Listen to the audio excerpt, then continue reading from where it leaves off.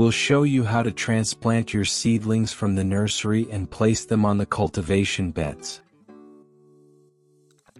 Welcome to your market gardening training. Let's see how transplant to a permanent bed. Transplanting is a 6-step process. For one plank, if all the materials are assembled, it's a one-person job that takes no more than 2 hours. It can be done by hand or with the help of a transplanter. Here's how to do it by hand.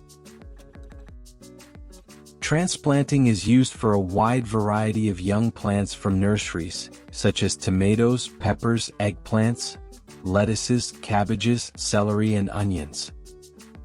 This technique is particularly useful for plants that require good root development before they can be placed permanently on the bed. There are several situations. Some plants, such as lettuce, celery, onions, and cabbage, may be directly in the ground in the nursery. Other plants, notably tomatoes, peppers, chilies, and eggplants, may already be in pots. You'll learn how to transplant seedlings at the right distance. Choosing the right distance will enable you to optimize density to allow for the necessary quantity of seedlings per bed, facilitate maintenance and harvesting of the crop, evaluate and calculate the profitability of the bed. You'll gain in efficiency while increasing your yield. The work is carried out on a cultivation bed 10 meters long and 75 centimeters wide. Make sure you have prepared the beds well before starting. They must be well aerated, leveled, moistened, and labeled. To carry out the transplants, you will need the following tools: seedlings, 1 knife or transplanter, 1 tape measure, 1 fine rake, 1 watering can if you don't have a sprinkler system, 1 small hoe for digging holes if necessary, 1 distance tracer, 1 rope, straw. Optional, 1 shade net. First step: how to prepare seedlings for open ground nurseries. Water young plants abundantly in the nursery. Use a knife or transplanter to cut the soil around the seedlings and lift the clod with as many roots as possible. Make a clean, deep cut 3 to 4 centimeters from the plant to loosen the roots without damaging them.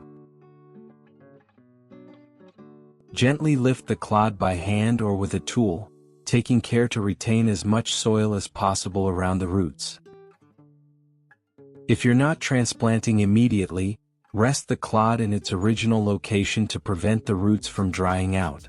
Water lightly to maintain soil moisture around the roots. If the clods don't hold around the roots, you can soak the roots in a well-mixed slurry of soil and water, which sticks to the roots. This helps the roots to recover better. Second step: how to prepare potted seedlings. For potted plants, water abundantly. Remove the plant from the pot just before planting. Third step: how to prepare seedlings for transplanting. Proper preparation of the young plant helps. Limit water loss through evapotranspiration and avoid wilting. Allow the plant to concentrate its energy on root development.